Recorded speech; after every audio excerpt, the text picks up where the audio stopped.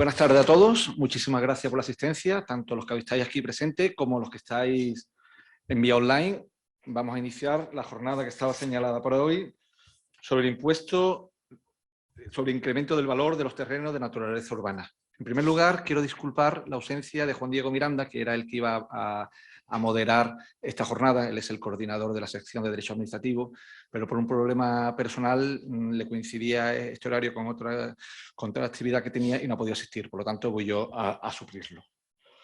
La idea de esta jornada es, una vez ha pasado un tiempo suficiente para que hayamos podido reflexionar y analizar la sentencia del Tribunal Constitucional de octubre, que supuso ese cambio tan importante en el impuesto de plusvalía, analizar con los tres ponentes que hoy me acompañan, que son de reconocido prestigio, como todos sabéis, la situación en la que nos encontramos a la hora de ver dicho impuesto. La idea, voy a explicar un poquito cuál va a ser la estructura de la jornada. La idea principal es que sea muy ágil. La duración esperamos que sea una hora y cuarto. Y hablarán en primer lugar los tres ponentes, aproximadamente cada uno tendrá unos 20 minutos. Se ha hecho una división temporal de la sentencia. Primero se hablará de los antecedentes antes del dictado de la sentencia, luego de la sentencia en sí y lo que afecta a aquella liquidación o autoliquidaciones anteriores al dictado de la sentencia, y luego se analizará cuál es la normativa actual, la vigente, que se generó a raíz de la sentencia. Como digo yo, la idea es que sea ágil y finalizaremos al final con un periodo de preguntas que las recibiremos aquí a través de vía online o de los que estáis presentes, que también podéis realizarlas. Y vamos a empezar sin más demora porque el tiempo si no se nos puede venir encima. El primer ponente es don David Gómez Fernández, actualmente es magistrado, actualmente está en el TSJ de Málaga, estuvo anteriormente en el Tribunal Contencioso Administrativo número 4 de Málaga, por todos los que estamos presentes de sobra conocido, y él va a analizar, y además porque él es partícipe, a través de su actividad ha dado lugar a la sentencia que ha motivado esta transformación tan importante que ha tenido el impuesto de plusvalía. Él va a explicarnos a nosotros los antecedentes hasta el dictado de la sentencia. Seguro que podemos aprender muchísimo. David, buenas tardes. Bien, muchas gracias. Bien, tal y como se ha anunciado, la ponencia que me ha correspondido versa sobre los antecedentes y el planteamiento de la cuestión de inconstitucionalidad que dio origen a la sentencia que va a ser tratada hoy aquí, ¿no? Bien, con carácter previo, abordar la exposición de los motivos que llevaron a la sala a cuestionarse la compatibilidad del artículo 107 del texto refundido de la Ley Reguladora de Haciendas Locales, párrafos primero, epígrafe A del párrafo segundo y párrafo cuarto. Voy a hacer una breve exposición de cuáles fueron los antecedentes fácticos del supuesto enjuiciado en los que tales dudas de constitucionalidad se pusieron de manifiesto. Se trató de un asunto que se ventilaba en segunda instancia. Es lógico, además, ello, en tanto en cuanto, como saben ustedes, el impuesto es un tributo local, ese tributo local, el conocimiento directo de los recursos contenciosos administrativos frente a las resoluciones de recursos de reposición frente a liquidaciones corresponden a los juzgados, conforme al artículo 8.1 de la Ley de la Jurisdicción Contenciosa, y el juzgado que había conocido en concreto era el Juzgado Contencioso Administrativo número 5 de Málaga. El objeto del recurso era una resolución dictada por la Alcaldía Presidencia del Ayuntamiento de Almádena en el año 2014, en diciembre de 2014, por la que se desestimaba un recurso de reposición frente tanto a una liquidación como una sanción tributaria impuesta por dicho ayuntamiento, motivada por una operación que estaba sujeta al impuesto. En concreto se trataba de una aportación de un bien inmueble realizada por una mercantil, la mercantil recurrente, para la constitución a saber de otra. El inmueble fue adquirido por esta sociedad en el año 2004 a un precio de 781.315,74 euros, y en la escritura de aportación del inmueble para la constitución de la nueva mercantil se valoraba en 900.000 euros. Avalándose además la correspondencia de dichos valores con los de mercado mediante la aportación de sendas periciales. Y además esas periciales correspondían prácticamente con el incremento real. Conforme a la pericial había un incremento de 115.000 euros y conforme a lo declarado de prácticamente 118.000. Pues como consecuencia de la última de las transmisiones, en el año 2014, para la constitución de esta sociedad, se gira esta liquidación del impuesto y además se impone una sanción tributaria. El importe conjunto, tanto de la liquidación como de la sanción, ascendió a poco más de 80.000 euros, de los cuales unos 70.000 euros correspondían al principal de la liquidación. El resto obedecía pues, a recargo de premio, intereses y la referida sanción tributaria. Y conforme con esta resolución, formula recurso contencioso administrativo esta mercantil, recae en el contencioso administrativo número 5 de Málaga, que dicta sentencia en el año 2015, en octubre de 2015, que estima parcialmente el recurso contencioso administrativo en el sentido de anular la sanción tributaria, pero confirmar en todo lo demás el acto administrativo impugnado. Bien, esta decisión es recurrida en apelación,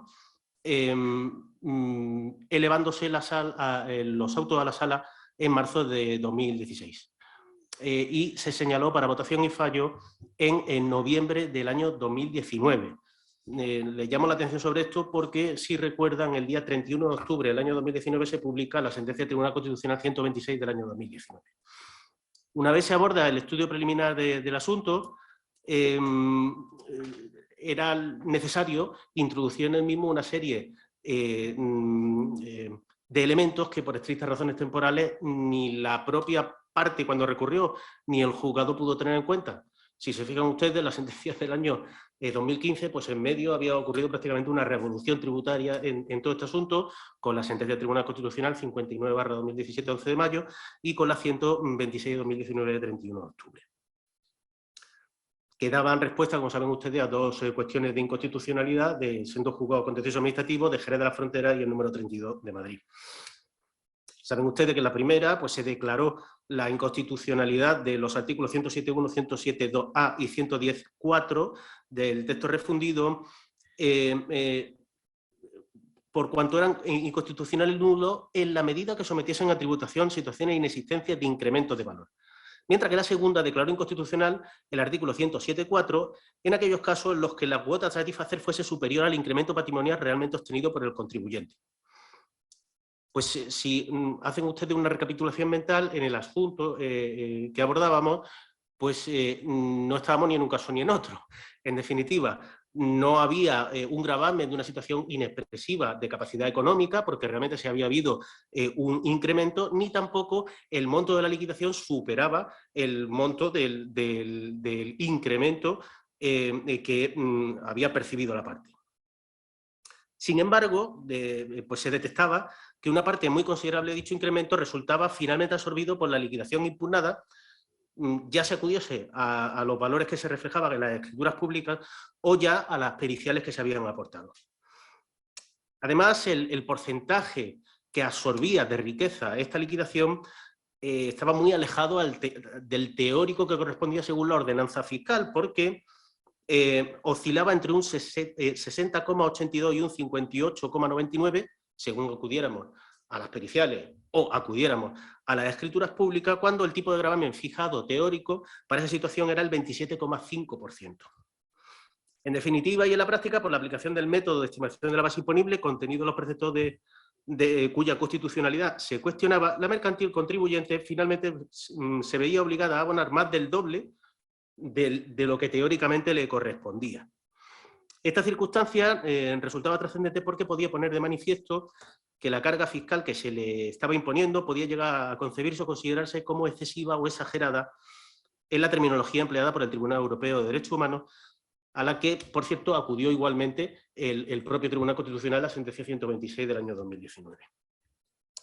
Bien, una vez se expone el planteamiento general ante la sección, tras ser sometido al asunto a debate, la posición de la sala fue dar audiencia a las partes para que informase sobre la conveniencia de plantear ante el Tribunal Constitucional la cuestión de inconstitucionalidad. Como saben ustedes, previamente se dicta una providencia para dar audiencia a las partes. Esta providencia se dicta el 12 de diciembre del año 2019 y se pusieron los motivos por los cuales la sala consideraba que podíamos estar ante un supuesto de inconstitucionalidad.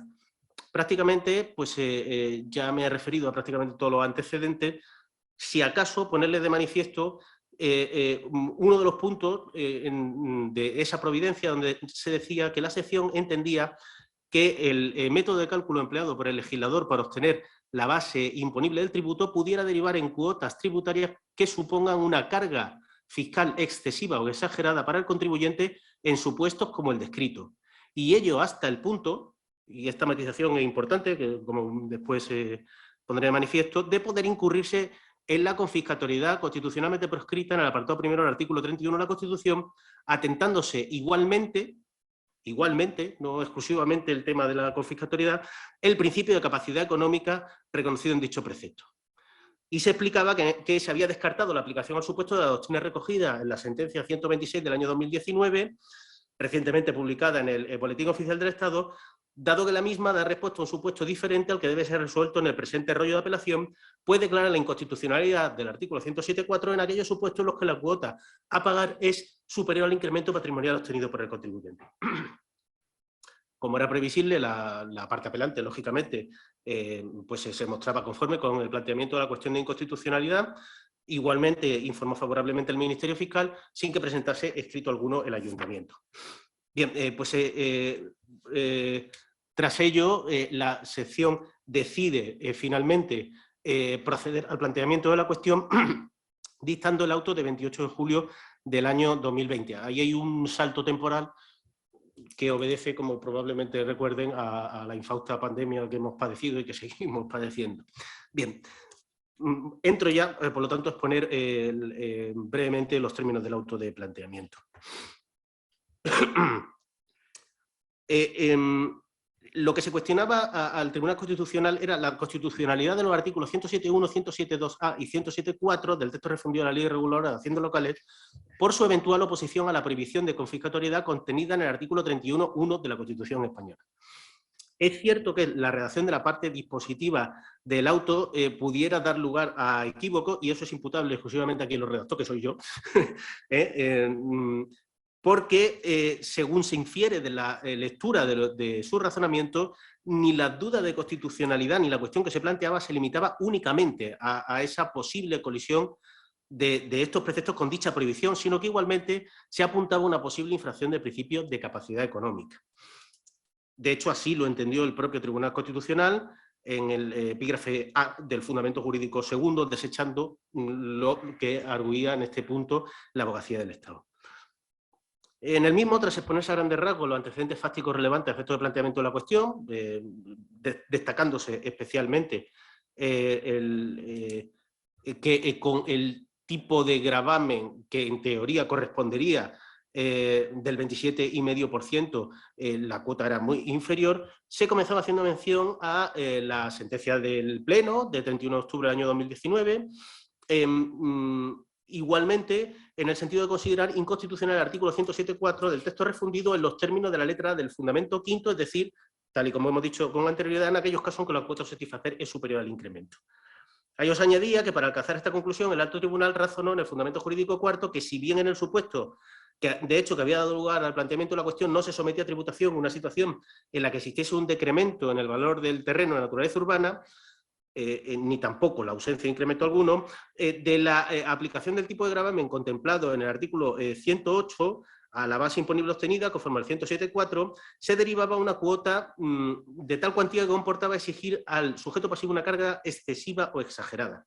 Y se citaban varias sentencias del Tribunal Europeo de Derechos Humanos, una de 3 de julio del año 2003, otra de 14 de mayo del año 2013, otra de 9 de marzo de 2006 y otra de julio de 2013. En concreto, luego la sala se centra en dos de ellas, en las dos que se refieren a dos funcionarios húngaros contra el Estado de Hungría del año 2013, como os pondré.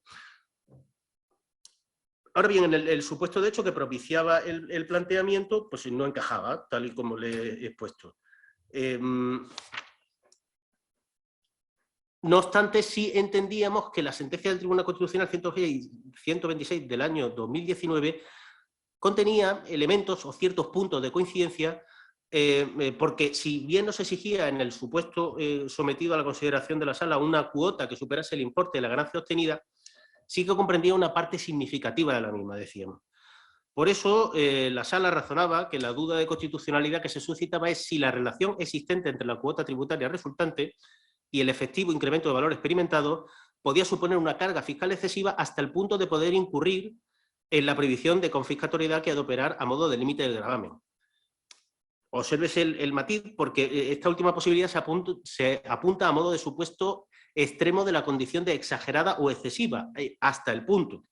No obstante, en el propio auto ya se apuntaba que en los términos que hasta ese momento, y a la vista de lo finalmente resuelto por el Tribunal Constitucional, también en la actualidad, porque no ha modificado ni tan siquiera matizado su postura a este respecto, pues decíamos que en los términos que hasta ese momento se venía coincidiendo la prohibición de confiscatoriedad en el artículo 31.1, es decir, identificándola con la plena y absoluta privación de la renta o propiedades al sujeto pasivo, agotando por completo la riqueza imponible mediante la obligación tributaria, en definitiva, todo, absolutamente todo, eso sería una confiscatoriedad.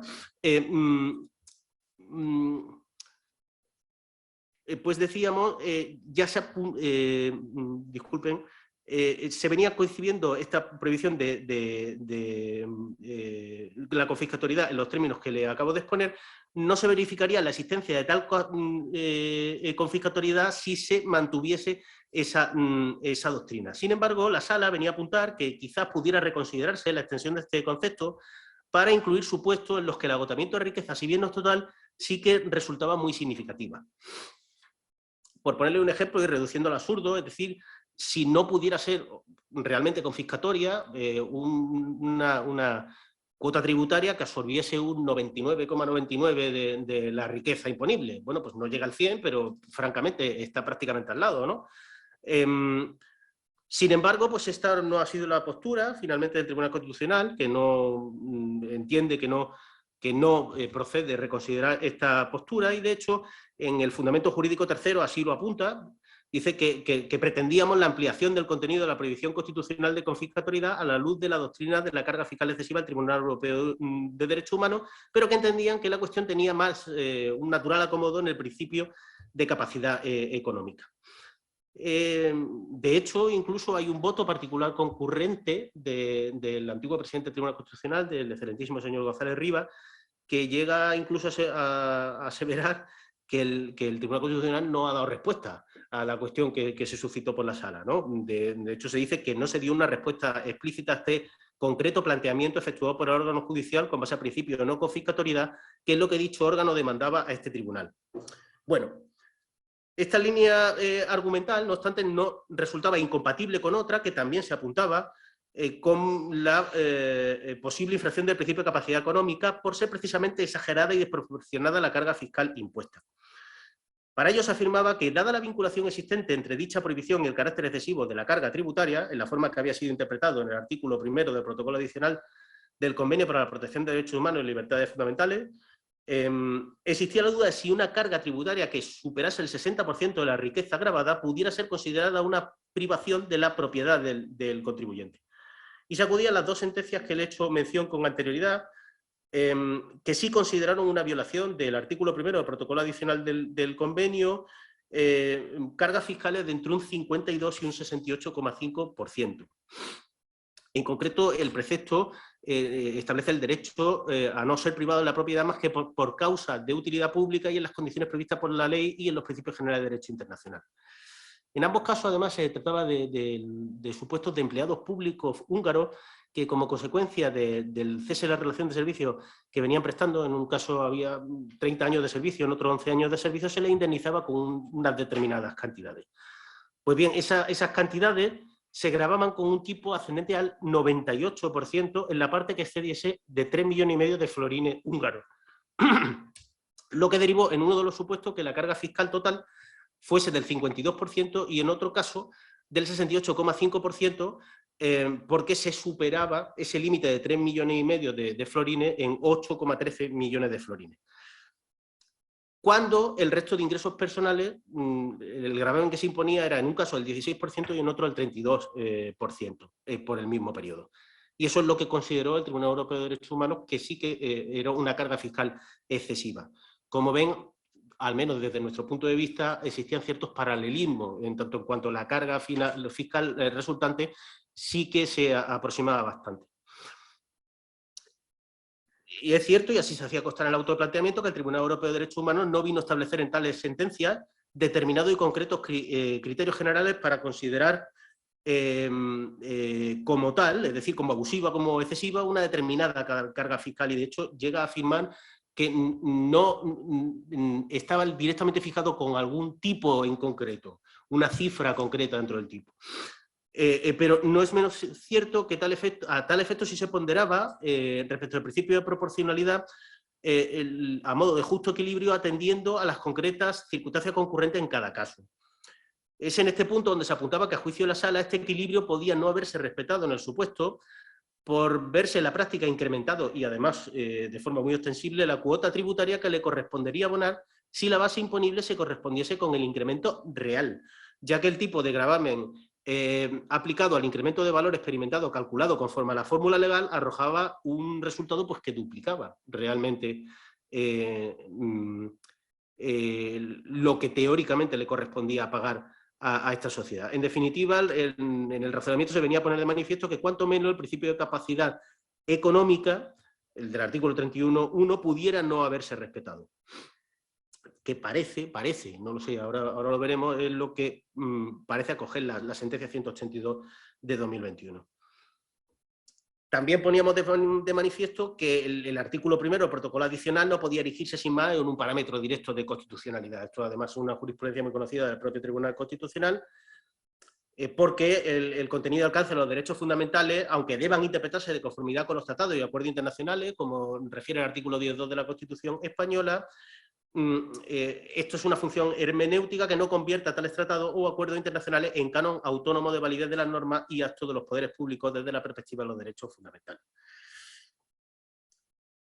No obstante, sí añadíamos que, dado que la prohibición constitucional de confiscatoriedad no es sino la concreción del derecho de propiedad privada en el ámbito tributario, y citamos varias sentencias del Tribunal Constitucional para apoyar esta afirmación, la Sala consideraba que su aplicación debía tenerse presente a los efectos de evaluar si se respetaba o no el principio de capacidad económica. En conclusión, pues las razones que le acabo de exponer fueron las que motivaron que la Sala plantease en el supuesto objeto de apelación la duda de constitucionalidad, que finalmente propiciaron la sentencia del Tribunal Constitucional, que consideraron carga fiscal excesiva, exagerada o desproporcionada, pues el supuesto en el que preguntábamos, ¿no? ¿Por qué? Porque es que esta carga fiscal excesiva, exagerada o desproporcionada podía traducirse, a juicio de la Sala, en la infracción de los principios de capacidad económica y la prohibición de la confiscatoriedad. Parece que el Tribunal Constitucional se decantó solo por lo primero, orilló un poco lo segundo, pero bueno, este es en definitiva el resumen de por qué se planteó la cuestión y cuáles fueron los antecedentes, y yo creo que ya con esto he concluido mi exposición y ya dándole la palabra al próximo de los ponentes. Muchas gracias. Mil gracias, David. Es un lujo que el autor del auto que ha dado lugar a la sentencia haya podido explicar de forma tan ilustrativa el contenido de los antecedentes, y ahora es el momento de analizar la sentencia en sí y cuáles son las consecuencias que tiene la misma sobre las liquidaciones y autoliquidaciones anteriores al dictado de la sentencia. Para eso tenemos la suerte de tener con nosotros a don Alfonso Casado, que es por todos conocido, es compañero del Colegio de Abogados, es el coordinador de la sección de Derecho Tributario de este colegio y tiene experiencia y conocimientos suficientes para ilustrar a nosotros sobre la materia. Muchas gracias, Alfonso. Muchas gracias a todos. Procuraré ser lo más rápido en mi planteamiento y lo más concreto, porque, como veis, esto tiene muchas aristas, es un problema poliédrico, tiene muchas caras, y por eso que voy a resumir todo lo que pueda. Haré una breve introducción señalando con nuestro compañero y profesor de la Universidad Pontificia de Comillas, Cristino Fallo, que la historia de este impuesto municipal sobre incremento del valor de los terrenos es la propia de una obra de don Ramón María del Valle Inclán, es decir, es una obra esperpéntica. ¿Por qué digo esto? Pues porque durante el debate parlamentario de allá por 1988 de la Ley de Haciendas Locales, desde la tribuna del Congreso de los Diputados, pues quienes estaban entonces en la oposición denunciaban el carácter inconstitucional de la ley que se estaba debatiendo. Posteriormente, aquellos que estaban en la oposición llegaron al gobierno, pero no cambiaron norma alguna, sino que la aplicaron, y la aplicaron, bueno, de acuerdo con la autonomía financiera que permite a los ayuntamientos, pues con la hazaña que de cada uno de los municipios pues decidía, ¿no?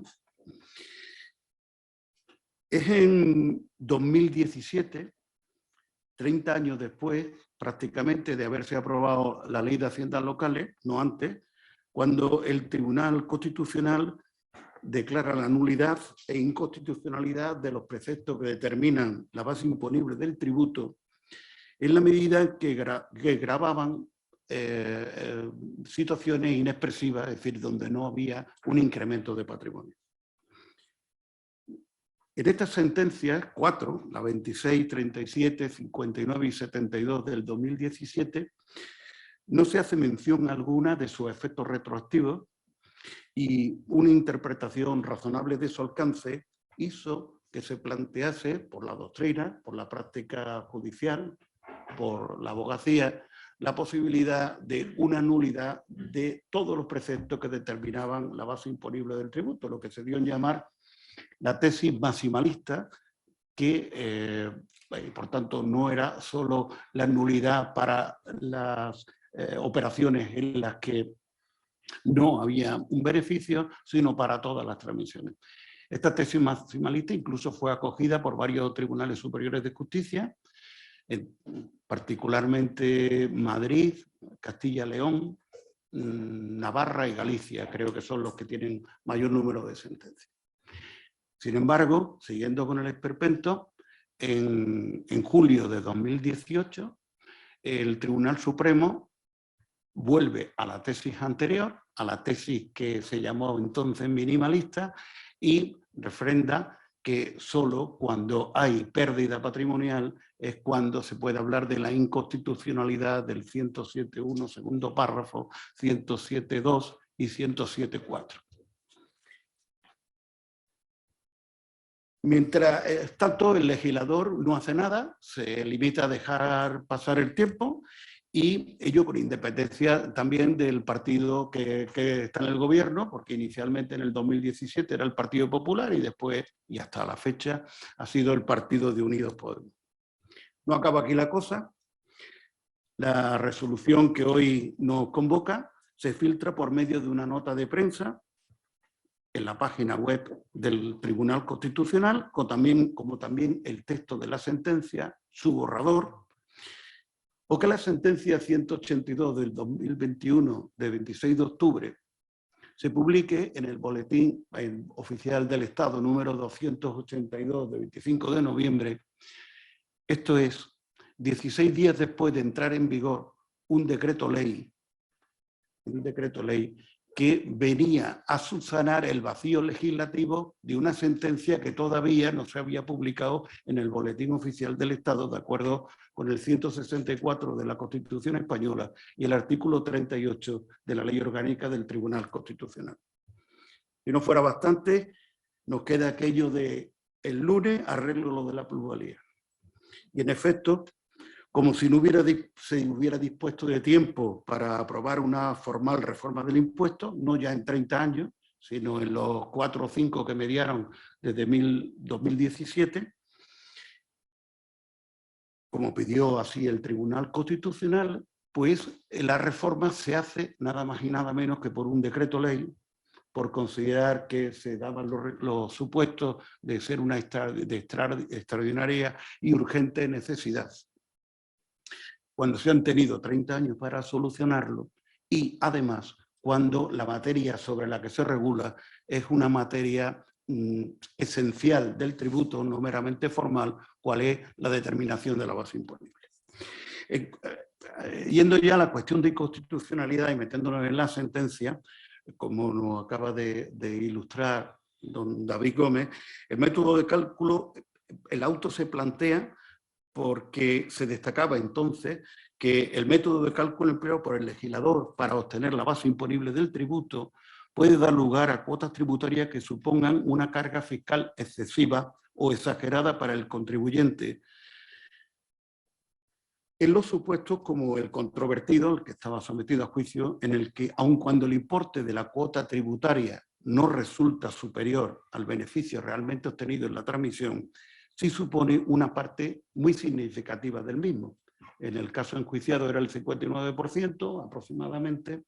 En otra sentencia de la misma sección del Tribunal Superior de Justicia, pues la plusvalía, pues en sentencias muy parecidas, pues llega a una fiscalidad del 90%, en algunas que hemos llevado en el despacho, con cuotas de 2,5 millones de euros. Esto fue lo que motivó estas actuaciones del Tribunal Superior de Justicia de Andalucía. Sin embargo, la historia es que las sentencias anteriores del 2017 solo declaraban la inconstitucionalidad de estos preceptos. Recordemos 107.1, solo el segundo párrafo, 107.2, apartado A, y 107.4, lo demás sigue perfectamente vigente. Cuando, digo, esta sentencia del 2017, cuando había una pérdida patrimonial.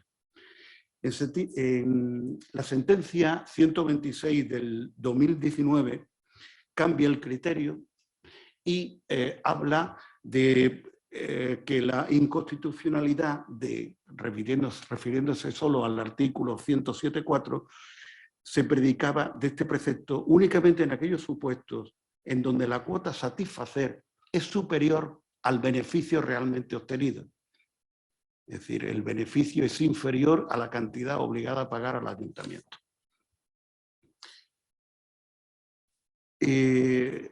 Todas estas sentencias, por supuesto, hacen referencia a los principios de capacidad económica y no confiscatoriedad.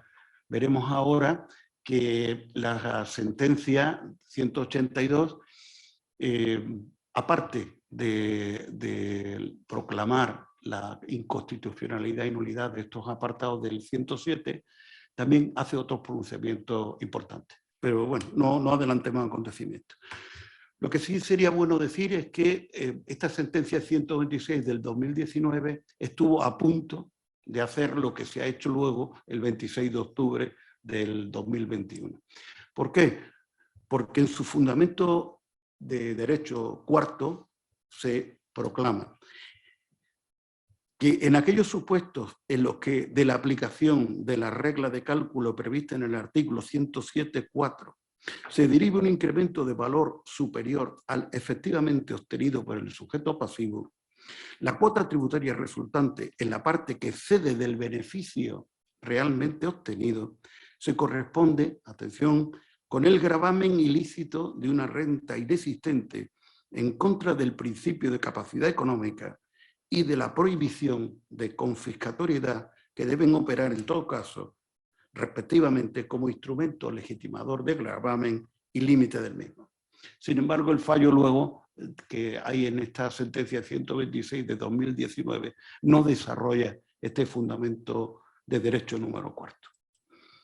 Acudiendo ya a la sentencia 182 del 2021, hay que decir que el principal fundamento de su decisión, así por lo menos está expuesto en el fallo, es que las reglas de determinación del impuesto, de cuantificación de la base imponible del impuesto, constituyen textualmente un sistema objetivo y obligatorio de determinación de la base imponible ajeno a la realidad del mercado inmobiliario y de la crisis económica y, por tanto, al margen de la capacidad económica gravada por el impuesto y demostrada por el contribuyente.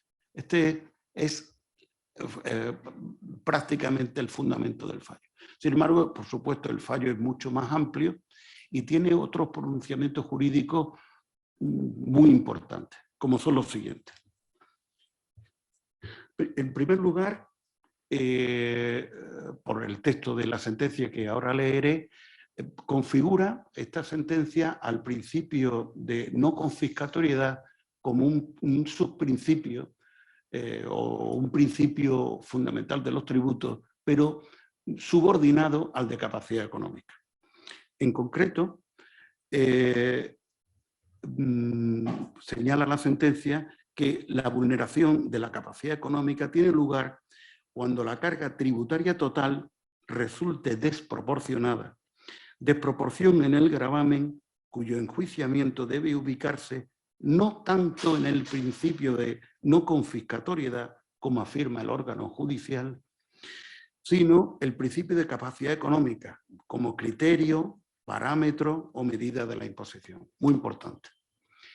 El segundo cambio de criterio se opera respecto de lo que se había manifestado por la doctrina reiteradamente y también por la sentencia 26 del 2017, que es el fundamento del tributo, el fundamento de esta plusvalía municipal.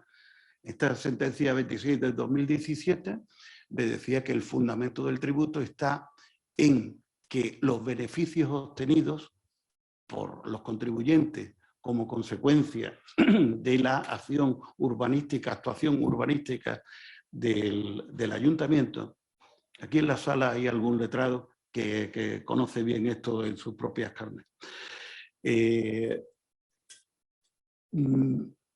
impuesto gravaba estos beneficios obtenidos por la acción urbanística como medio de revertir a la sociedad parte de estos beneficios, y ello de acuerdo con el 47 el artículo 47 de la Constitución española. Sin embargo, en la sentencia que nos ocupa, lo que se matiza es lo siguiente. No resulta ser, o al menos no en exclusiva, un gravamen de las denominadas plusvalías inmerecidas de los titulares del suelo urbano, puesto que somete a tributación todo incremento de valor que experimenten los terrenos urbanos objeto de transmisión con independencia de sus circunstancias. Es decir, hay actuaciones urbanísticas que están ligadas al impulso de los propietarios y hay actuaciones urbanísticas que a los contribuyentes pues se les puede aparecer, ¿no? Porque bueno, hemos llevado cosas en el despacho de congregaciones religiosas que han obtenido fincas por donaciones o por legados y se han encontrado que de pronto se las han recalificado.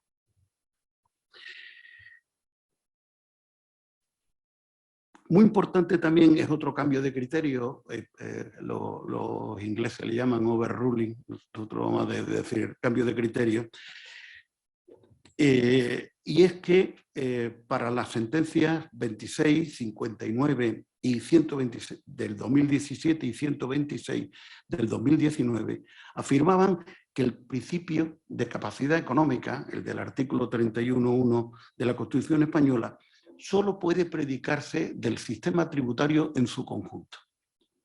Esto es un clásico del Tribunal Constitucional, es decir, que pasar por la criba de la capacidad económica un tributo determinado no tenía amparo, porque consideraban que este principio de capacidad económica se consideraba hasta ahora, este principio de capacidad económica era predicable del sistema tributario en su conjunto.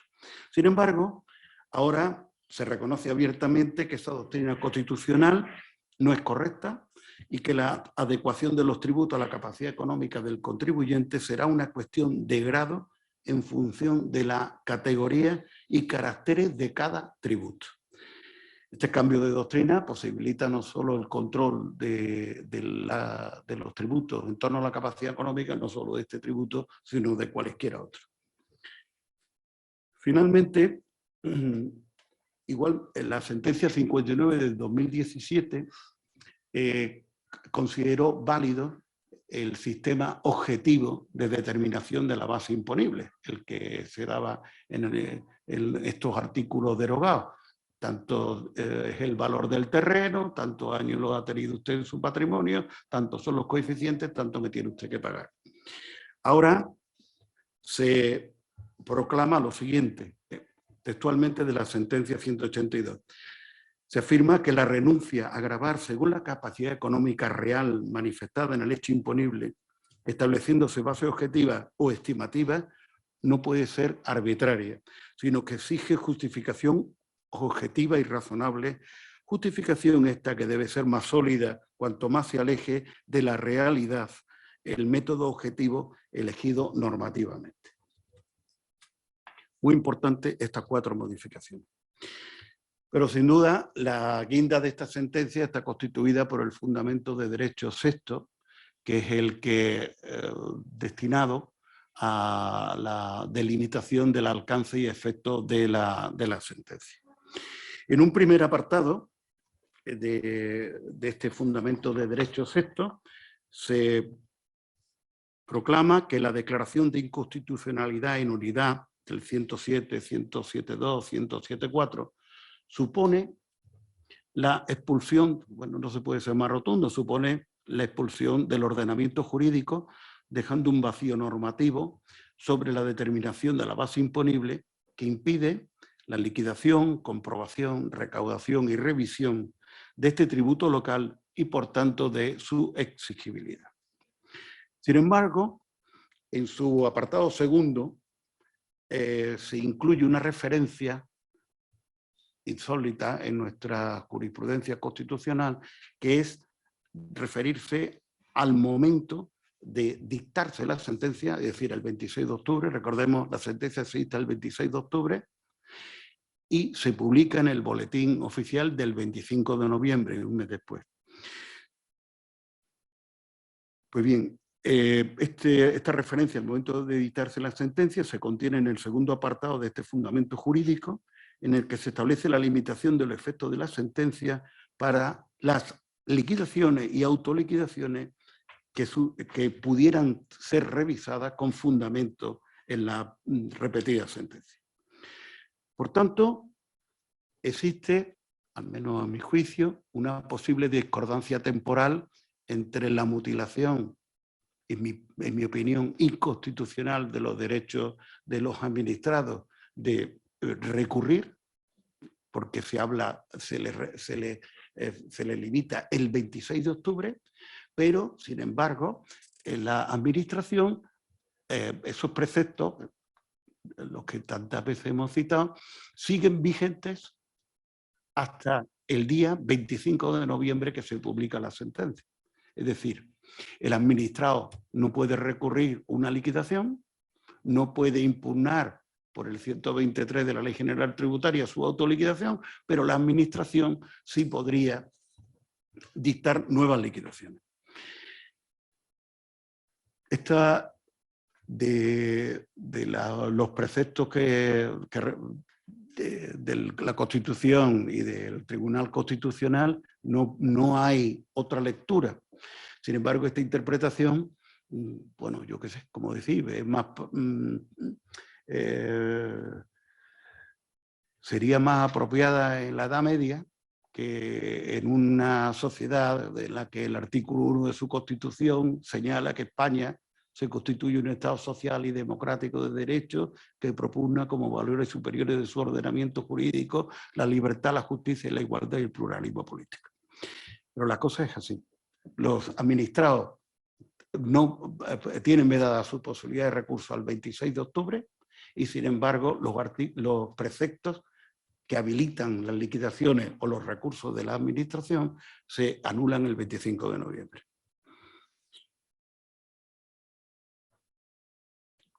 Cualquier liquidación que se hubiera practicado después del 26 de octubre, a mi juicio también, infringiría un principio nuevo, pero que ha nacido de la mano del magistrado Welling Martínez de Velasco, pues, con ganas de influir, que es el principio del buen gobierno, buena administración. Hay parte ya en la ley del sector público. Particularmente, hay una sentencia de 16 de julio del 2020 del Tribunal Supremo, la sentencia de 2724, en la que se afirma que sería manifiestamente contrario al principio de buena administración, así como los principios que se recogen en el 103 de la Constitución Española, imponer a la administración el deber pueden imponer, a la administración el deber de anular de oficio una liquidación nula que se sabe cuando se dictó amparada en una norma que se sospecha en un procedimiento judicial comunitario contraria al derecho de la Unión Europea. Esta sentencia de 16 de julio de 2020, la 2724, no tiene desperdicio. Finalmente, el apartado segundo textualmente señala que no pueden considerarse situaciones susceptibles de ser revisadas con fundamento en la presente sentencia aquellas obligaciones tributarias devengadas por este impuesto que a la fecha de dictarse la misma hayan sido decididas definitivamente mediante sentencia con fuerza de cosas juzgadas o mediante resolución administrativa firme. Estos efectos, qué tremendo. Esto es, bueno, aquí todos llevamos muchos años ejerciendo la profesión. Yo llevo 37 y esto que voy a leer es insólito. Esto en mi vida lo había oído ni creía yo que lo iba a oír. A estos efectos tendrán también la consideración de situaciones consolidadas, las liquidaciones provisionales o definitivas que no hayan sido impugnadas a la fecha de dictarse la sentencia y las autoliquidaciones cuya rectificación no haya sido solicitada ex artículo 123 de la Ley General Tributaria a dicha fecha. Es decir, que el derecho de los contribuyentes que nace de una ley, la Ley General Tributaria, de interponer un recurso de reposición frente a una liquidación tributaria o de impugnar su propia autoliquidación, de eso hablaremos también ahora, del baile que tienen la mayoría de los ayuntamientos llamando autoliquidación en las ordenanzas a lo que después tratan como liquidación y providenciando de apremio una autoliquidación, lo cual es imposible, porque solo se puede providenciar de apremio actos administrativos. Eso es el caso del Ayuntamiento de Fuengirola, el caso del Ayuntamiento de Mica, el Ayuntamiento de Torremolinos. Eso me parece que por donde vamos a tener que ir a acabar en la sala porque hay un asunto de cierta importancia que no se bajan del burro, ¿no? Entonces, lo grave es esto. A estos efectos tendrán también la consideración de situaciones consolidadas, las liquidaciones provisionales o definitivas que no hayan sido impugnadas a la fecha de dictarse esta sentencia y las liquidaciones cuya rectificación no haya sido solicitada, es artículo 123 de la Ley General Tributaria a dicha fecha. Esto los ingleses le llaman el common law, es decir, cómo dictar leyes en el ámbito de los tribunales de justicia. Pues difícilmente es compatible este pronunciamiento del Tribunal Constitucional con los principios de legalidad, de seguridad jurídica y de tutela judicial efectiva que el propio Tribunal Constitucional tiene la misión de garantizar. El fallo, este fallo del Tribunal Constitucional, este fundamento jurídico sexto, infringe directamente el artículo 164 de la Constitución española, que ahora le repasamos en cuanto a su contenido, y el artículo 38 de la Ley Orgánica del Tribunal Constitucional, de los que resulta con claridad la anomalía que supone que la limitación de los efectos de las repetidas sentencias se establezca desde la fecha en que se dictó, sin que exista razonamiento alguno que explique los motivos para esa ostensible infracción de la Constitución. A mi juicio, la mayoría de los autores señalan que sería suficiente una explicación de por qué actúan de esta manera, por qué retrotraen los efectos de la sentencia. A mi humilde juicio, eso ni con explicación es posible, porque aquí lo que rige es el artículo 164 y el artículo 39. El artículo 164 es del siguiente tenor. La sentencia del Tribunal Constitucional se publica, 164 de la Constitución española. Las sentencias del Tribunal Constitucional se publicarán en el Boletín Oficial del Estado con los votos particulares, si lo hubiere. Tienen el valor de cosa juzgada a partir del día siguiente de su publicación y no cabe recurso alguno contra ella. La que declare la inconstitucionalidad de una ley o de una norma con fuerza de ley y todas las que no se limiten a la mera estimación subjetiva de un derecho, tienen plenos efectos frente a todos.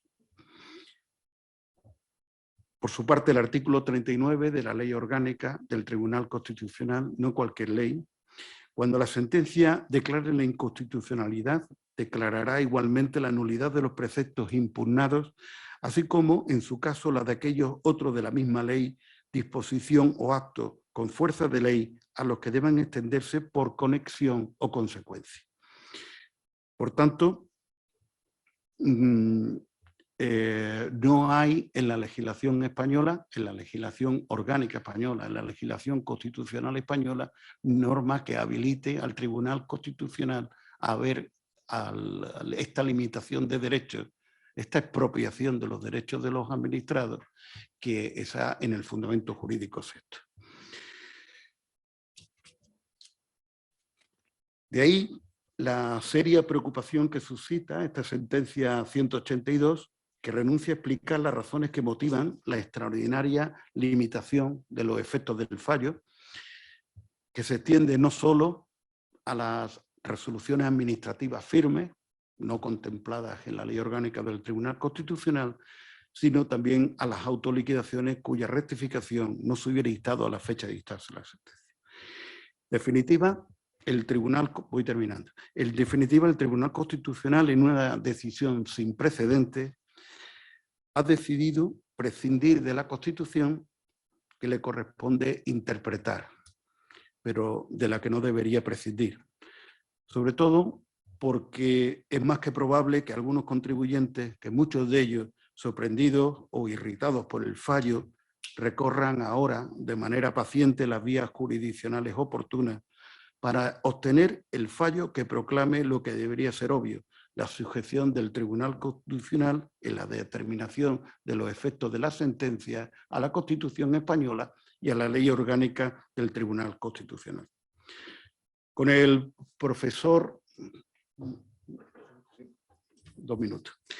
Con el profesor Marín Barrionuevo denunciamos que mantener el prestigio de las instituciones constitucionales requiere su sometimiento a las reglas del Estado de Derecho, pues poca autoridad puede tener para reclamar de los distintos poderes del Estado una actuación conforme a la Constitución española, quien por razones no explicadas, seguramente relacionadas con un defectuoso entendimiento de las razones de Estado, entre comillas, incurre en el incumplimiento de la normativa que le resulta aplicable a costa de lesionar los derechos de los administrados.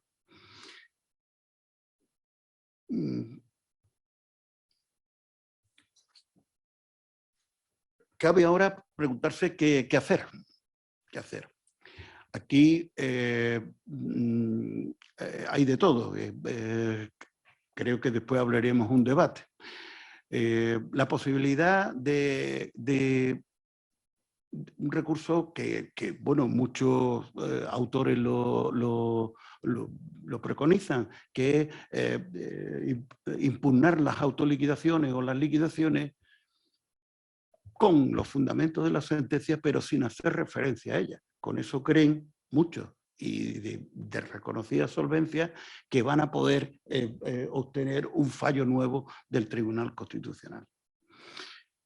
Otra posibilidad sería la responsabilidad patrimonial del Estado legislador, que aquí tenemos a Manolo, que es un experto en ello, pero esa responsabilidad patrimonial del Estado legislador, solo referida a sentencias firmes, ha sido extraordinariamente conculcada esa posibilidad en la redacción, en la Ley 40/2015.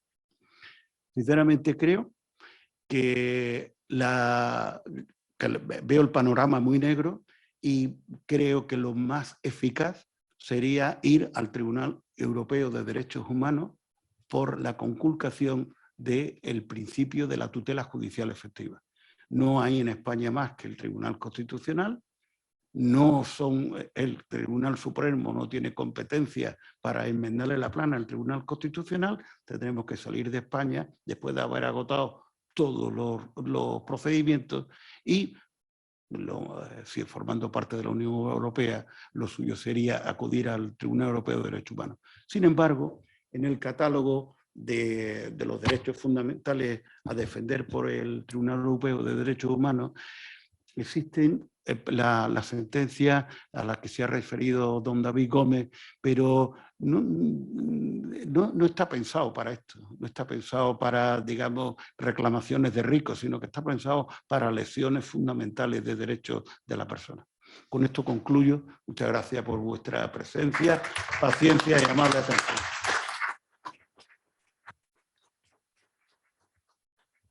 Muchas gracias, Alfonso, tan didáctico, tan ameno como siempre, y un análisis bastante crítico, sobre todo de cómo resuelve el Tribunal Constitucional los asuntos, las liquidaciones que eran firmes o que todavía no eran firmes. Muchísimas gracias. Hemos estudiado ya cuáles eran los antecedentes a la sentencia, hemos analizado la sentencia y ahora es el momento de estudiar cuál es la situación que tenemos actualmente a raíz del Real Decreto 26/2021. Para eso tenemos la suerte de tener a don Manuel Garrido. Manolo Garrido es compañero del Ilustre Colegio de Abogados de Málaga, es abogado del Estado en excedencia y para todos los que nos dedicamos al derecho administrativo es un referente en todo lo que sea relacionado con el derecho administrativo. Se va a ayudar de... ¿Se va a ayudar un PowerPoint? Manolo, tienes la palabra. Pues muchísimas gracias y darle al colegio y a la sección de Derecho Administrativo y Derecho Tributario la posibilidad de estar aquí con este foro tan cualificado para ver este tema que es tan controvertido y jurídicamente tan interesante. Yo le auguro que el tema de la plusvalía tiene recorrido.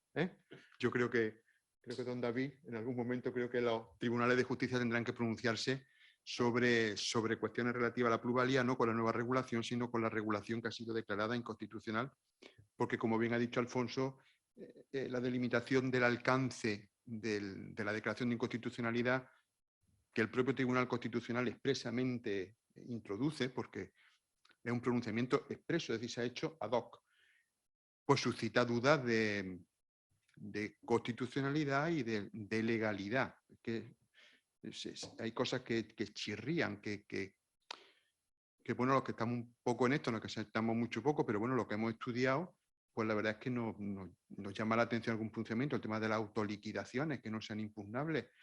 No sé, son cosas que son un tanto particulares en este caso concreto y que yo creo que en algún momento esto creo que se podrá, se volverá a plantear.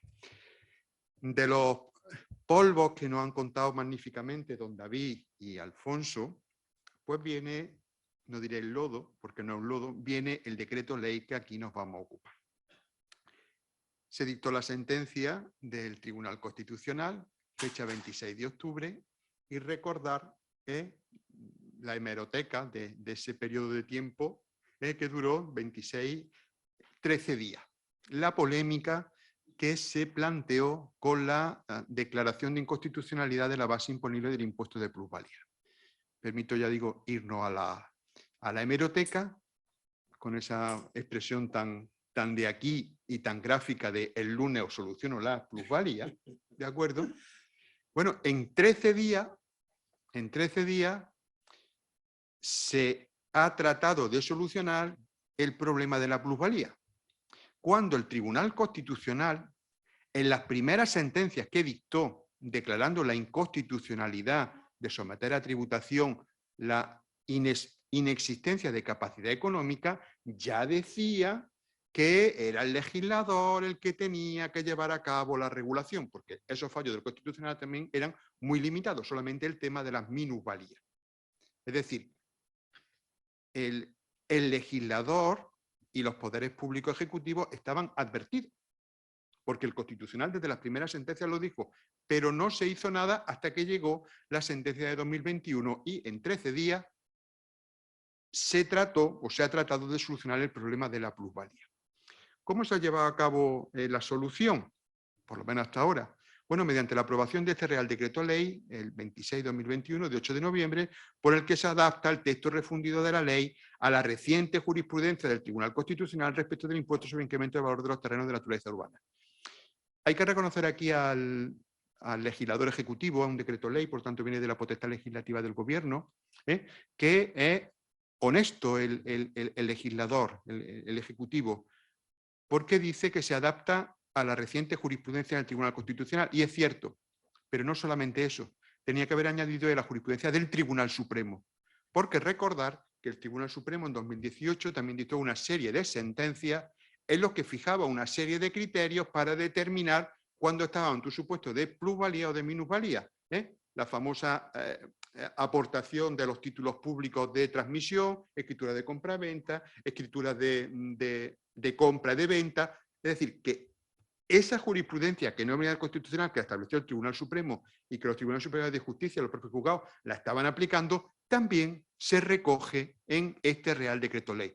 Porque es verdad que este Real Decreto Ley está muy pegado, muy unido a lo que los tribunales de justicia, insisto, tanto el Tribunal Supremo como posteriormente los Tribunales Superiores de Justicia y el Tribunal Constitucional han resuelto sobre este impuesto. Y mucho de lo que ya sabíamos por la jurisprudencia del Constitucional se incorpora a este Real Decreto Ley.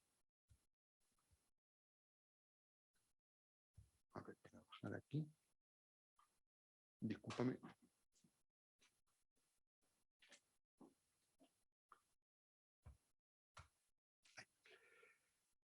Bueno, lo primero que se suscita con este Real Decreto Ley, que yo creo que también en cuanto que se dictó inmediatamente surgió la cuestión, es el propio rango normativo dada a la modificación legal.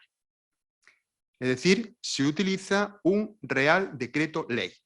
Un Real Decreto Ley e inmediatamente, también vayámonos a la época en que salió esto y seguimos, inmediatamente se suscitó si el rango normativo dada para la modificación legal es título legal suficiente como para sustentar la reforma. Y en este sentido creo que es muy significativo leer la exposición de motivos del decreto ley. ¿Por qué? Cuando estamos ante un decreto ley con carácter general, cuando se produce su dictado, los presupuestos del decreto ley con arreglo al artículo 86 los conocemos todos perfectamente. Supuestos de extraordinaria y urgente necesidad, uno, y segundo lugar, el contenido sustantivo del decreto ley, para que no afecte a la limitación sustantiva que establece el propio artículo 86 de la Constitución. ¿De acuerdo? Como el gobierno, cuando dicta un decreto ley con carácter general, precisa justificar tanto lo uno como lo otro, y eso se justifica en la exposición de motivos, donde justifica la extraordinaria y urgente necesidad y el contenido sustantivo de la norma. Bueno, pues este decreto ley, como yo creo que el gobierno es consciente de que podía tener su cierta controversia, pues de modo amplio explica por qué dicta el decreto ley. Las circunstancias de extraordinaria y urgente necesidad lo justifica perfectamente y yo sincera y modestamente creo que está absolutamente justificado la existencia de un decreto ley dada la circunstancia en la que se produjo. Es decir, se produjo una situación extraordinaria y urgente donde hacía falta rellenar el vacío normativo que se había producido a consecuencia de la declaración de inconstitucionalidad de la base imponible del tributo. El gobierno podía haber tomado la decisión, o el legislador, de no regular nuevamente el impuesto, que el impuesto quedara fuera del ámbito de nuestro sistema tributario. Podía haber tomado esa decisión, evidentemente no se tomó la decisión, ¿por qué? Porque había otros intereses públicos de las entidades locales que evidentemente estaban tremendamente afectados por esta sentencia. Entonces, desde el punto de vista de la extraordinaria y urgente necesidad, el gobierno, en esa exposición de motivos, creo que lo justifica cumplida y sobradamente, y además yo creo que podemos convenir en que esa situación realmente se produjo a raíz de la sentencia del Tribunal Constitucional. Pero, sin embargo, la duda que yo creo que para el propio gobierno, legislador, se le planteó, viene de la propia limitación del Real Decreto Ley en cuanto a los derechos, deberes y libertades del título primero de la Constitución. Si recordáis el artículo 86 de la Constitución, establece que el decreto ley se puede estar en situación de extraordinaria necesidad y no puede afectar al régimen de las comunidades autónomas, al régimen electoral general, y tiene la coletilla final, y a los derechos, deberes y libertades del título primero de la Constitución. Es decir, la limitación del Real Decreto Ley se refiere en bloque al título primero. El artículo 31 de la Constitución está en el título primero, no es derecho fundamental, es deber, de acuerdo, pero está en el título primero. También es cierto, porque es absolutamente conocido, que el Tribunal Constitucional, desde la famosa sentencia del tema Rumasa, ya limitó la afectación que el decreto ley tenía en el ámbito de los derechos, deberes y libertades. Y ya no estableció una limitación absoluta diciendo que no se podía legislar a través del decreto ley sobre materia del título primero, sino que siempre y cuando no se afectara al contenido esencial de las instituciones que allí se recogían. Y concretamente, en materia tributaria, artículo 31, también es pacífica la doctrina del Tribunal Constitucional, estableciendo la posibilidad de que el decreto ley incida en el ámbito tributario, pero siempre que no se altere el régimen general de los tributos, ni aquellos elementos esenciales de los tributos que inciden en la determinación de la carga tributaria, que no afecte al deber general de contribuir, etc. Toda esta doctrina del Tribunal Constitucional en materia tributaria, que insisto, creo que es pacífica y constante, el Gobierno, al dictar el decreto ley, el legislador ordinario ha sido el Gobierno, la hace suya para justificar la incidencia del decreto ley en esta materia. Y expresamente afirma, porque recoge la exposición de motivos, que ese decreto ley no crea un tributo ex novo, ni altera de manera relevante la presión fiscal que deben soportar los contribuyentes, ni afecta a los elementos esenciales del tributo. El Gobierno lo dice literalmente, insisto en la exposición de motivos, y yo me limito a dejar apuntada la cuestión. Confrontemos lo que el Tribunal Constitucional dice y ha dicho, y hasta ahora no lo han modificado, no sabemos si lo modificarán, sobre la limitación constitucional del decreto ley en materia tributaria, y analicemos lo que el decreto ley regula. A partir de ahí, pues evidentemente juristas somos, todos los que estamos aquí somos operadores jurídicos, y cada uno pues podrá sacar sus correspondientes conclusiones. Las conclusiones evidentemente las podremos sacar a raíz de lo que vamos a ver a continuación. Veamos cuál es el contenido del decreto ley. Y a partir de ahí, cuando vemos el contenido, pues evidentemente podremos establecer ese juicio de contraste entre contenido y limitación constitucional del decreto ley en materia tributaria. Por tanto, yo creo que ahí existe ya un primer elemento que puede suscitar su duda, por no decir nada más, y que supongo que en algún momento se planteará a raíz de la práctica de liquidaciones tributarias que deriven de este decreto ley. Supongo, insisto, que en algún momento esto se planteará, insisto, respecto del rango normativo dada a la modificación, a la regulación legal del actual impuesto sobre plusvalía. Insisto, teniendo en cuenta la limitación del artículo 86 y los elementos vedados a la regulación por decreto ley establecido por el Tribunal Constitucional en materia de sistema impositivo y de tributo.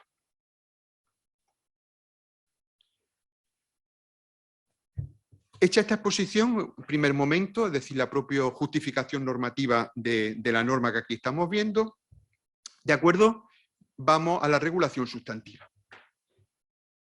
El decreto ley expresamente hace referencia a que se sustenta en la doctrina del Tribunal Constitucional, ¿de acuerdo? Y da un paso más, insisto, no lo dice, pero también en la doctrina del Tribunal Supremo.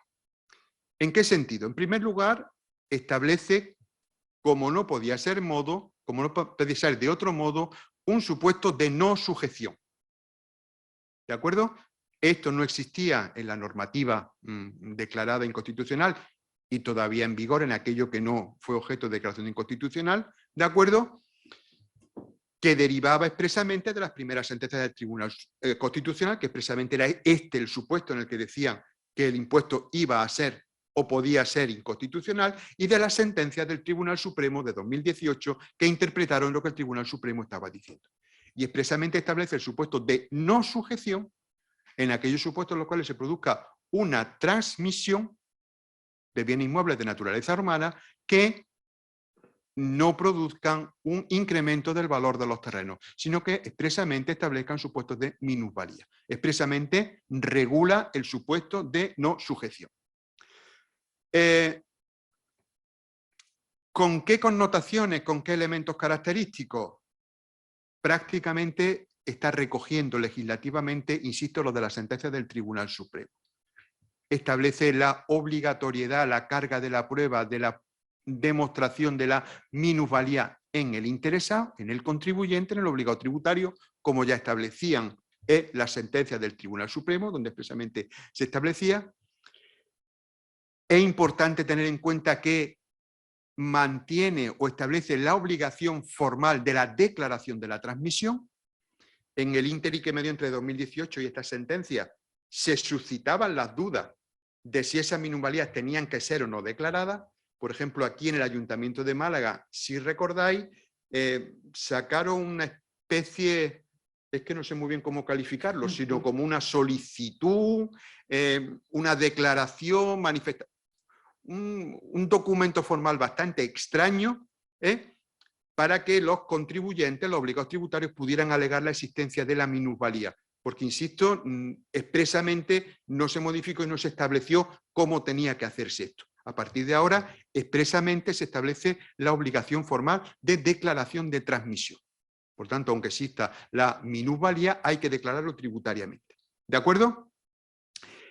Se establece el modo en el que se calcula o se puede determinar la existencia de esa minusvalía a través de la fijación de cómo se tiene que fijar el valor de transmisión y el valor de adquisición de los terrenos, haciendo referencia al mayor de los siguientes valores que expresamente la norma establece, ¿de acuerdo? E igualmente establece la posibilidad de recurrir para ello al valor catastral. Por tanto, primer elemento de la reforma del decreto ley es el establecimiento de supuestos de no sujeción en los casos, insisto, en los que se haya producido esa minusvalía.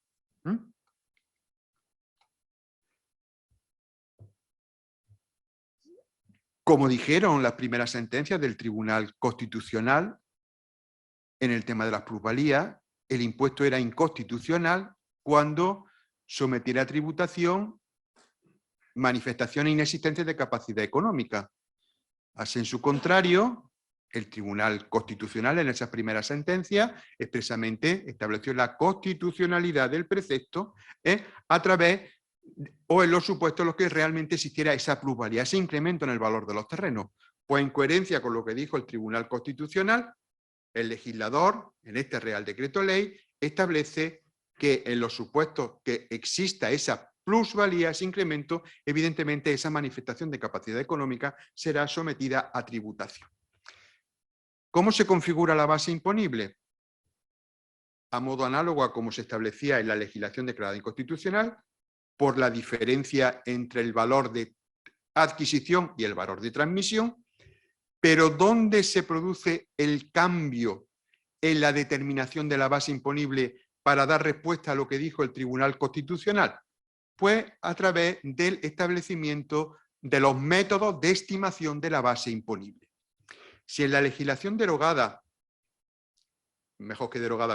declarada inconstitucional, había un método objetivo de determinación de la base imponible, que fue lo que motivó el planteamiento de la cuestión de inconstitucionalidad y su declaración de inconstitucionalidad, ahora, con la reforma, se trata de dar respuesta a esa situación y establece un método que el legislador expresamente califica como de estimación objetiva y un método de estimación directa.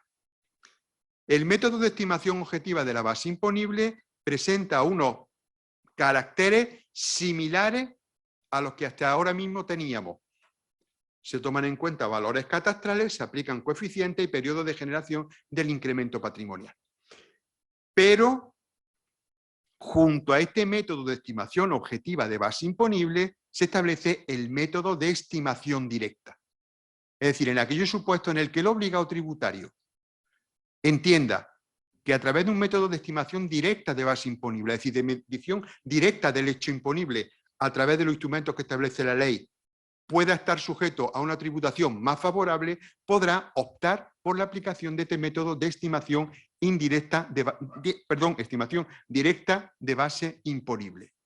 Importante tener en cuenta que es o tiene que ser el obligado tributario, el sujeto pasivo, el que opte por uno o por otro. Tendrá que ser el contribuyente, el obligado tributario, el que en su caso opte por el método de estimación directa, porque si no, se tendrá que ir al método de estimación objetiva, insisto, al modo que teníamos actualmente. Pero por tanto, ya se establece esa dualidad precisamente para tratar de dar respuesta a la crítica de infracción de la capacidad económica, por razón de la cual el impuesto fue declarado inconstitucional en su configuración de base imponible. Por tanto, en los supuestos de plusvalía, que se sigue manteniendo la tributación, se sigue manteniendo como manifestación de capacidad económica susceptible de tributación, dos métodos de estimación de base, estimación objetiva y estimación directa. El obligado tributario, el sujeto pasivo, podrá optar por una o por otra, ¿de acuerdo?, pero fundamentalmente por el método de estimación directa cuando la tributación le pueda resultar más favorable a su propia posición. Finalmente, y trato de ir concluyendo, importante desde mi punto de vista las obligaciones formales que establece el decreto ley. Y yo no sé si los ayuntamientos, al aprobar las ordenanzas fiscales, esto lo están teniendo en cuenta o lo van a tener en cuenta. Porque las obligaciones formales, desde mi punto de vista, aquí son muy importantes. En primer lugar, se establece la posibilidad de la autoliquidación, como el sistema que teníamos. Ahora bien, no pueden olvidar los ayuntamientos cuando regulen que esta facultad general de autoliquidación tiene que hacerse compatible con los supuestos de no sujeción, donde solamente se establece la obligación de declaración. Por tanto, desde mi punto de vista, necesariamente cuando configuran las obligaciones formales tienen que distinguir un supuesto de otro.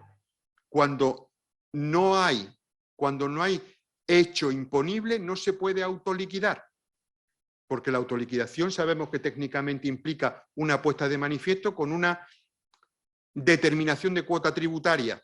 Diremos que hay liquidación a cuenta, no entremos en una naturaleza jurídica, pero con una cuantificación de la carga tributaria. Eso, evidentemente, en los supuestos de no sujeción, no puede llevarse a cabo. Por tanto, creo que los ayuntamientos tendrán necesariamente que distinguir entre uno y otro.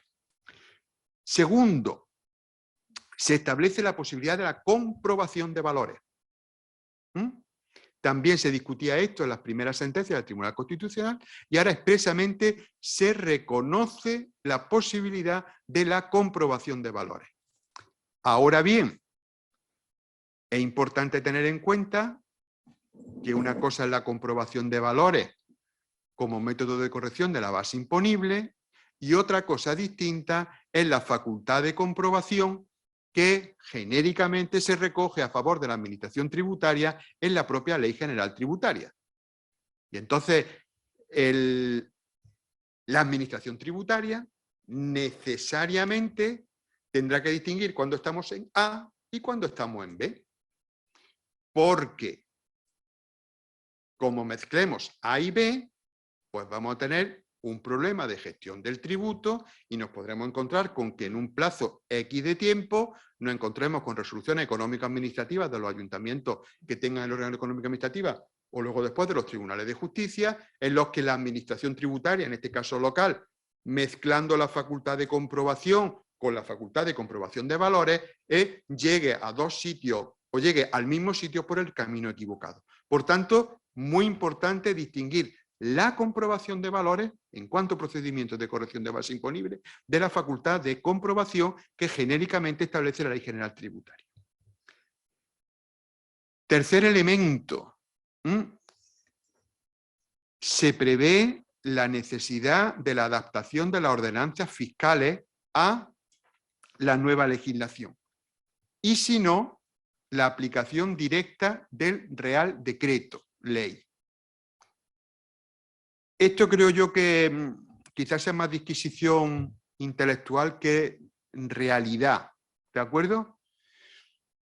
¿Qué ocurre en aquellos supuestos en los que no se haya llevado a cabo esa adaptación que establece el propio Real Decreto Ley? Podríamos pensar, insisto, creo que es más reflexión intelectual que reflexión práctica eficaz. Podríamos entender que los ayuntamientos que no hayan adaptado sus ordenanzas fiscales en el plazo establecido por el Real Decreto Ley pueden tener limitadas las posibilidades de liquidación en relación con este tributo. Es decir, ¿tendrían que haber adaptado las ordenanzas fiscales dentro de ese plazo de tiempo? Parece que los ayuntamientos en este caso tienen un soporte normativo importante en cuanto que el propio Real Decreto Ley establece la aplicabilidad directa del propio Decreto Ley con arreglo a lo que establece, pero, insisto, se pueden suscitar las dudas, vuelvo a decir, distinguiendo los distintos supuestos de no sujeción y de sujeción con el doble método de estimación de base imponible e igualmente con la configuración de las obligaciones formales que hubieran correspondido. Por tanto, ahí también se puede plantear algún tipo de cuestión, insisto, mientras que los ayuntamientos no lleven a cabo la aprobación de las ordenanzas fiscales que adapten o que transpongan al ámbito local, en las condiciones que establece el decreto ley, la nueva regulación sustantiva del impuesto. Esto es un poco la visión general de la nueva regulación de la plusvalía que ahora mismo tenemos en vigor, a expensas también un poco de la tramitación legislativa que se está haciendo el decreto ley y a ver finalmente cómo termina pues, cuando se convierta en ley ordinaria después de esa tramitación que se haga. Pero insisto, ahora mismo está un poco la realidad del impuesto que tenemos a raíz del Real Decreto Ley. Gracias y disculpas por haberme extendido más de lo previsto.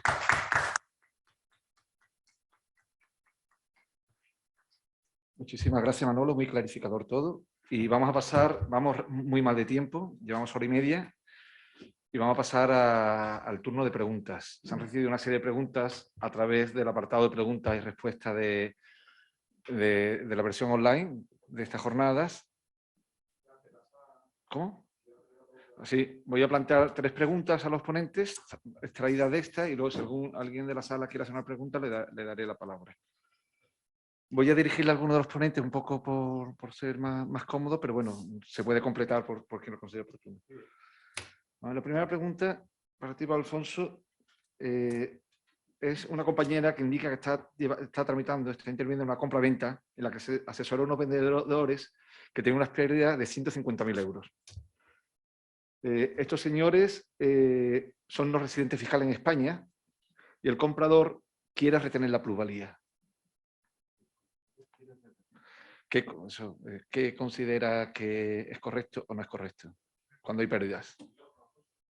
Dale el botón.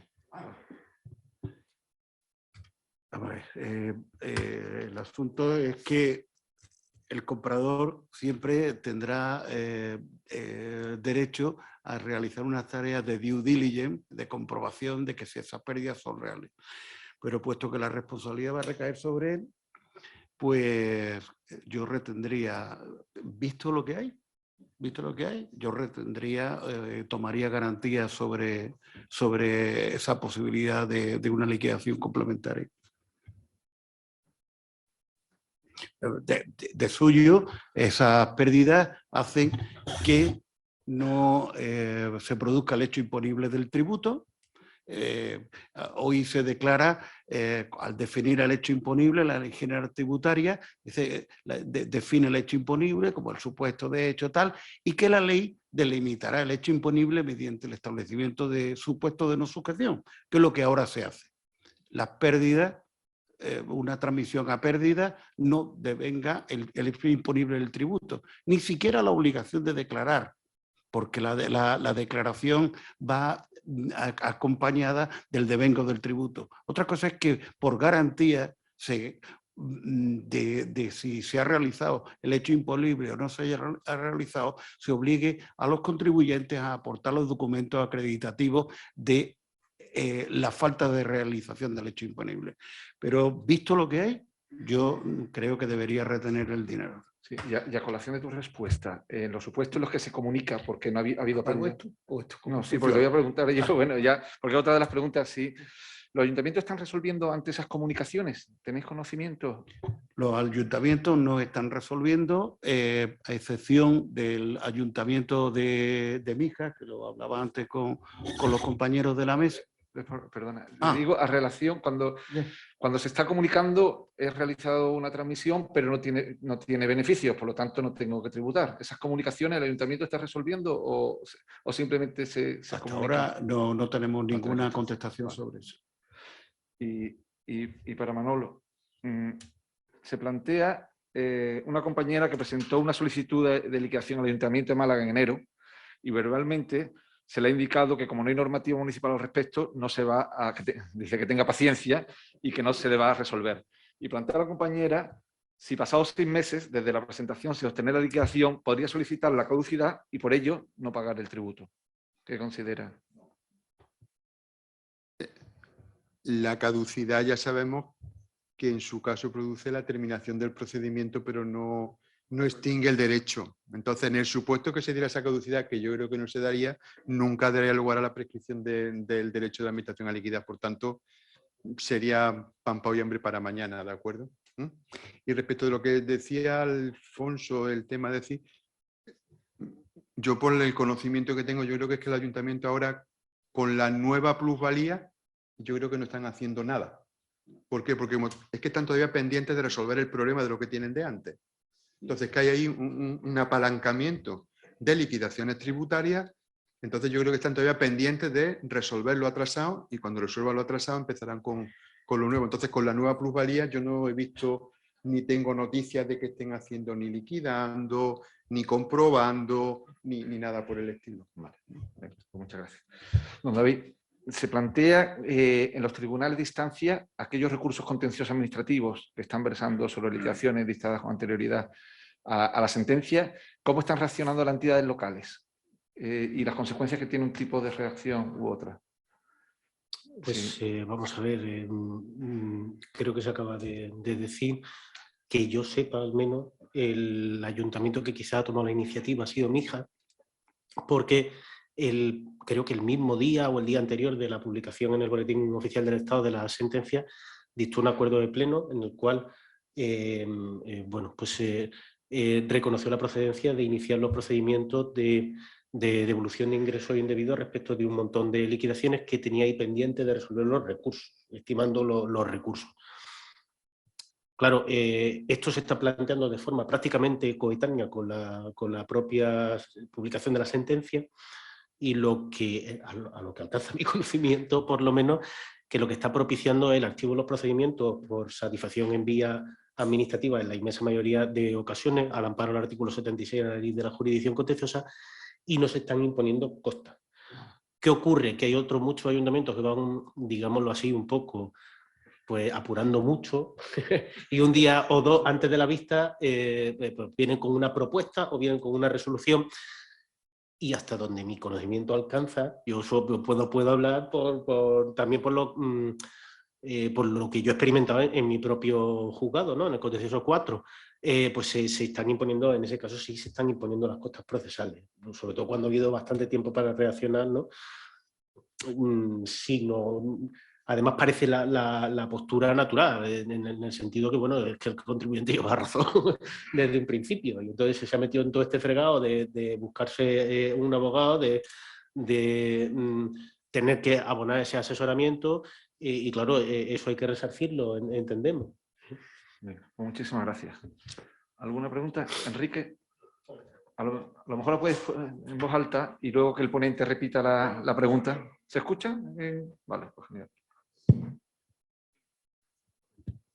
Sí, buenas tardes.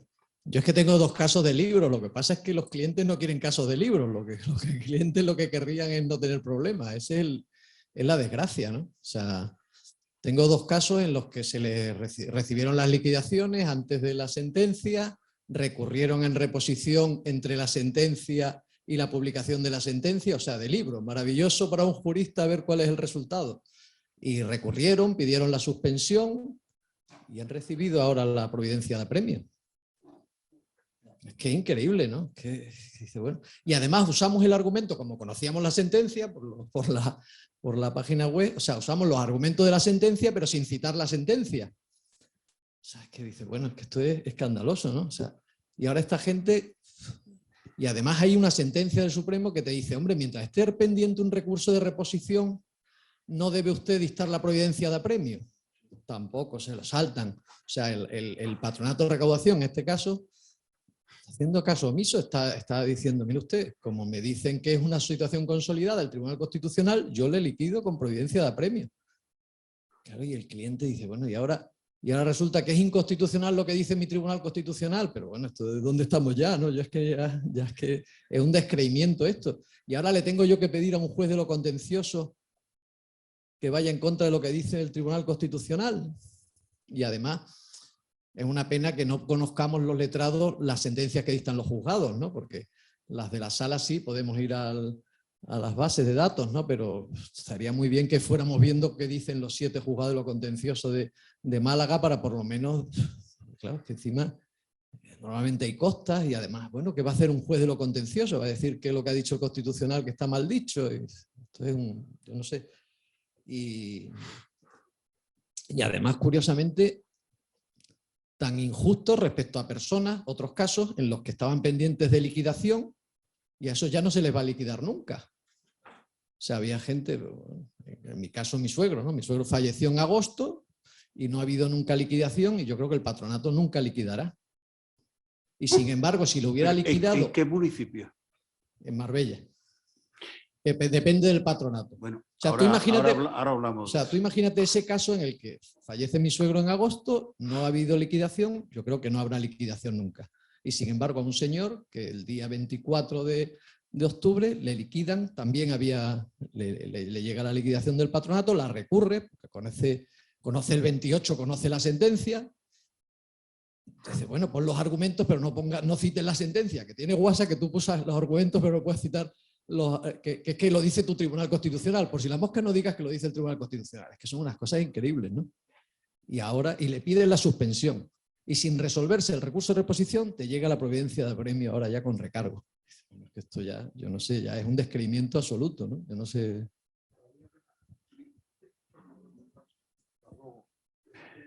Vamos a ver. Por insólito que parezca, la mayoría de los ayuntamientos de la provincia de Málaga, en sus ordenanzas fiscales, establecen un totum revolutum en la gestión del impuesto, hablando de declaración, de no sé qué, que si el obligado tendrá que presentar una declaración, que junto a ella habrá una liquidación, que no sé qué, para finalmente decir que el sistema que hay en ese ayuntamiento, en esa corporación local, es el de autoliquidación. Conozco casos cada día más frecuentes de personas que han declarado de acuerdo con el procedimiento que está previsto en el ayuntamiento correspondiente, incluso el de Marbella, han declarado y lo que están pidiendo no es que le manden una liquidación, porque él tiene la obligación de autoliquidar. Lo que hay es una práctica administrativa en estos ayuntamientos de asistencia en la elaboración de la autoliquidación. De la misma manera que las personas, que quien le dé la gana, se va a la agencia tributaria y le preparan un borrador de la declaración, pero el que autoliquida es usted.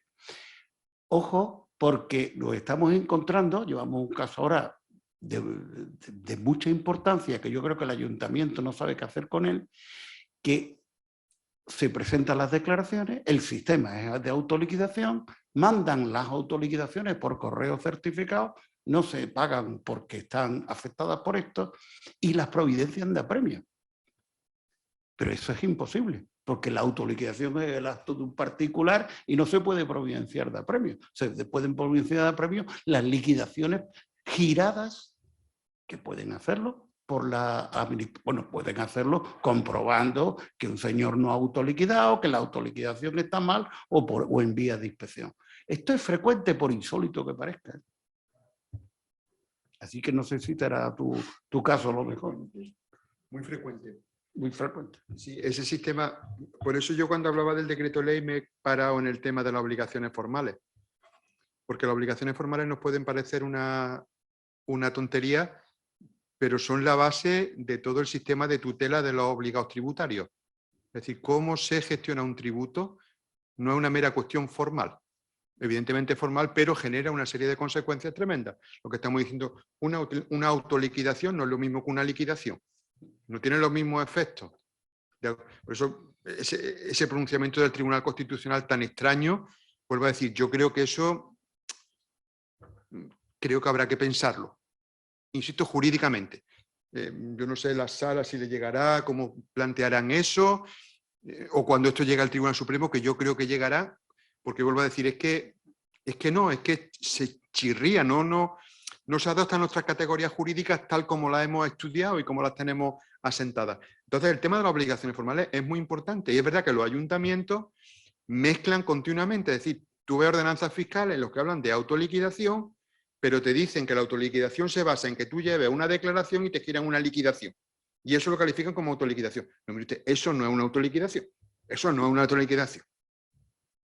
Entonces, por eso, un totum revolutum tremendo. No sé si ahora con la nueva ordenanza eso se clarificará un poco. No sé yo, pero falta, la verdad es que yo creo que haría, ¿no? Faltaría. Y luego todo un problema que hay ahí también gordísimo, volviendo otra vez al fallo sobre los alcances, sobre alcances del fallo, es decir, esas situaciones extremas, pero que estamos viendo que están pasando, es decir, aquellas liquidaciones que estuvieran en periodo de recurso el 26 de octubre. Es decir, que hubieran notificado el 15 de octubre y tiene un plazo de un mes para recurrirla en reposición, en vía económica administrativa o 2 meses ante la sala.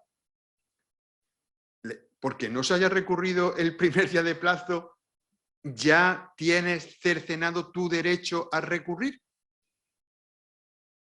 Vamos, creo que eso no puede ser así. Porque yo creo que el derecho, estamos todo el mundo de acuerdo, que el derecho al final es un poco de lógica, un poco de coherencia, de reglas, ¿no? Entonces no se puede decir que porque el 26 de octubre no recurrí una liquidación que estaba en plazo, pues ahora ya no la puede, haya quedado consentida y firme. Por eso digo que ese pronunciamiento, yo creo que eso no tendrá que darse alguna vuelta. No sé dónde llegará, pero que una vuelta yo creo que habrá que darle, ¿no? Bueno, continuamos. Voy a continuar con las preguntas y luego ya te doy la palabra, ¿vale? Con las preguntas que están remitiendo. Mira, Alfonso, para ti, por ejemplo, ¿qué ocurre con la plusvalía donde el finado falleció en el periodo donde no existía la legislación sobre este tributo? ¿Es necesario declararla o bien presentar ante la entidad local que el tributo no tiene aplicación? Falleció en el periodo donde no existía la legislación sobre este tributo. Yo entiendo que es entre la sentencia y... Exacto. Yo entiendo, interpreto. Vale. Sí. Al 8 de noviembre. Exactamente, en ese periodo. Si el finado falleció durante ese periodo, ¿qué ocurre? Que el impuesto, no lo olvidemos, sigue vigente en todas las normas, excepto el 107.1 segundo, el 107.2a y el 107.4. Es decir, tendrán sus herederos la obligación de declarar, pero es imposible, de acuerdo con el fallo del Tribunal Constitucional, liquidar, revisar, recaudar, porque no hay un vacío normativo ex orígenes, desde que se creó el tributo, y ese vacío legislativo es insaciable, es decir, que no se puede, no hay actuación que tenga carácter retroactivo y que lo pueda solucionar. Venga, muchas gracias.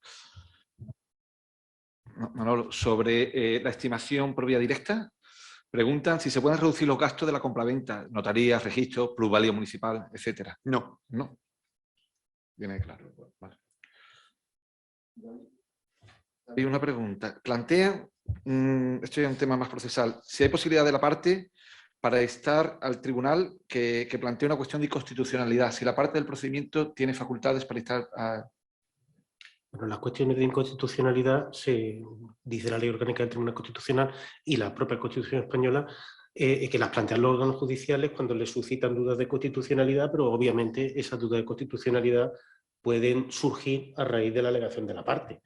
Entonces creo que en misión, en ese caso de la parte, el proponerle al órgano judicial, aunque no está en su mano necesariamente plantearla, porque será el órgano judicial, si se le suscita una duda de constitucionalidad, hacerlo, si está en la mano de las partes, por lo menos postularlo, ¿no? Ya sea en la demanda, ya sea en la vista, si es que se trata de un abreviado, ya sea incluso en el escrito de conclusiones. Sí, bueno, yo creo que sí que se puede intentar, ¿eh? Son las 7:15, ¿no? Es decir, vamos a hacer la pregunta de uno de los asistentes y vamos a finalizar ya la jornada. Sí, muchas gracias. Indistintamente, no tengo inconveniente con que responda cualquiera de los intervinientes.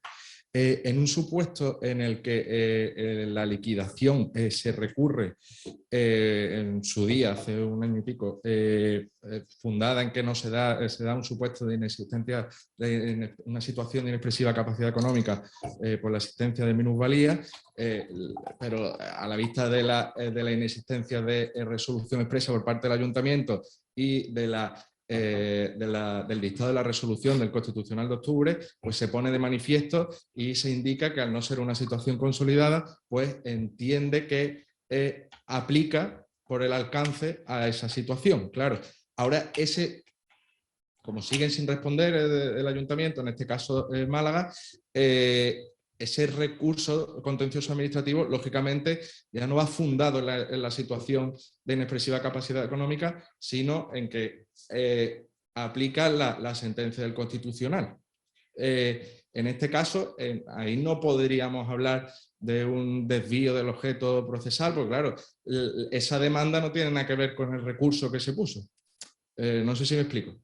La demanda era que estamos ante una situación de inexpresiva capacidad económica y, el recurso de reposición, y ahora la ulterior demanda va a ser porque, oye, mire usted, que le aplica la sentencia del Constitucional. Perdona, compañero, ¿y el recurso de reposición se interpone contra qué? Contra la liquidación provisional. ¿Una liquidación provisional? Sí. ¿En rectificación de la autoliquidación presentada por el contribuyente? No. Bueno, en este caso, al menos, está calificado como liquidación provisional. Entonces Ya. se solicita la nulidad de la liquidación provisional en el plazo del mes.